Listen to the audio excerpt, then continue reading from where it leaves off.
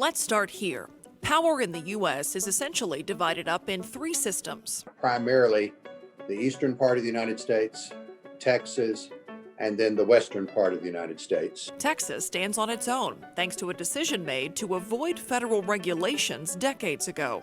Under the Federal Power Act, which was enacted in the 1930s, Congress granted the predecessor to today's Federal Energy Regulatory Commission jurisdiction over the transmission of electricity in interstate commerce and the wholesale sale of electricity in interstate commerce. So it's that interstate commerce piece that becomes important. We don't sell energy into interstate commerce. We could remain our own thing and not have a bunch of federal regulation.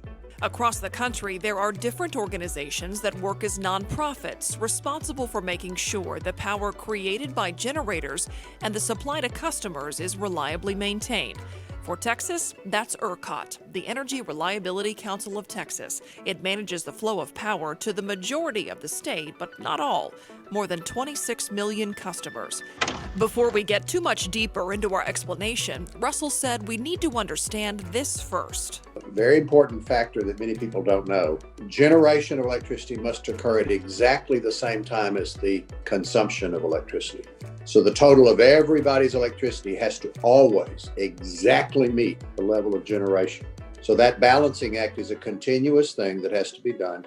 And ERCOT basically has that responsibility in Texas. There's no energy storage. If it's generated, it's used. That is correct. We do not have mass storage. That technology is under research. Let's talk about what we do have. ERCOT has multiple power sources. According to the Texas Comptroller's Office, in 2019, nearly half of the power available on the state grid was fueled by natural gas, followed by coal, wind, nuclear, and a teeny bit of solar. The state doesn't own the generation, right? Important. ERCOT owns no generation. They're just a broker. In the late 1990s, Texas lawmakers voted to deregulate the state's energy market. 20 years ago, we restructured it. And why did we restructure it? Because we wanted to usher in choice to allow consumers to be able to choose who their provider was. So for 70% of the Texas market, we have choice. It's deregulated.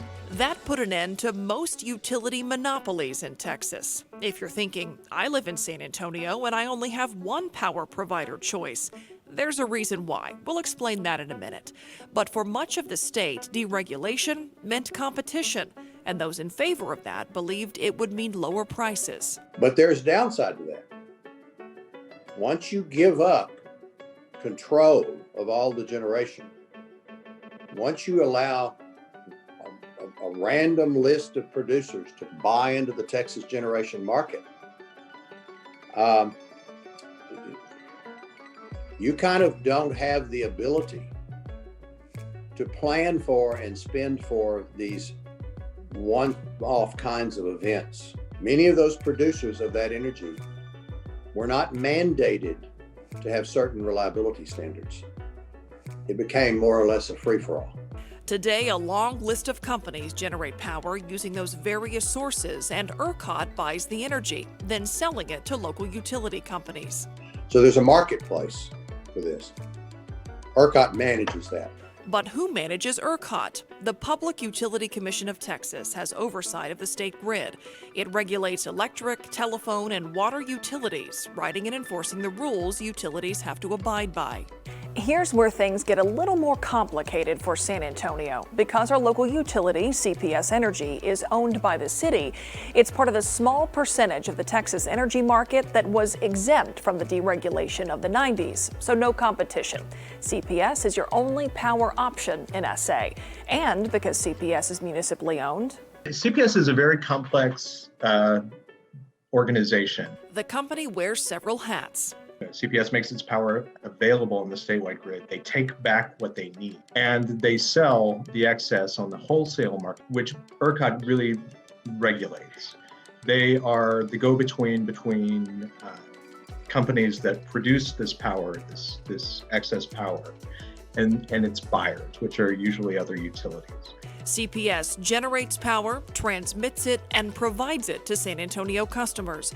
A portion of its revenue goes back to the city. And even though there's only one choice for power in San Antonio, Jefferson says CPS Energy still has some of the lowest rates in the state. Part of that has to do with the fact that you don't have investors who are demanding dividends. Plus, they will end the year with what they call a surplus.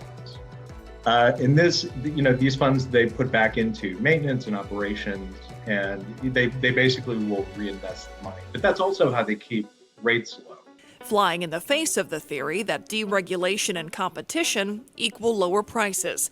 And when it comes to price, ERCOT sets prices for energy available on the grid, prices that are subject to change during emergencies, like during the February winter storm, when ERCOT charged the maximum amount allowed for wholesale electricity, $9,000 per megawatt hour. Before the storm, prices were less than $50 per megawatt hour. ERCOT also has the authority to require utility companies to carry out rolling outages during emergencies. CPS Energy and every other utility in the state essentially answers to ERCOT, and they coordinate to balance demand for electricity across the state with power generation, just to make sure when it's really hot during the summer, we have enough power to run our air conditioners, and conversely, during winter emergency, we have enough power to heat our homes, which didn't happen. CPS Energy took heat in the winter storm's aftermath, and ERCOT was certainly blamed.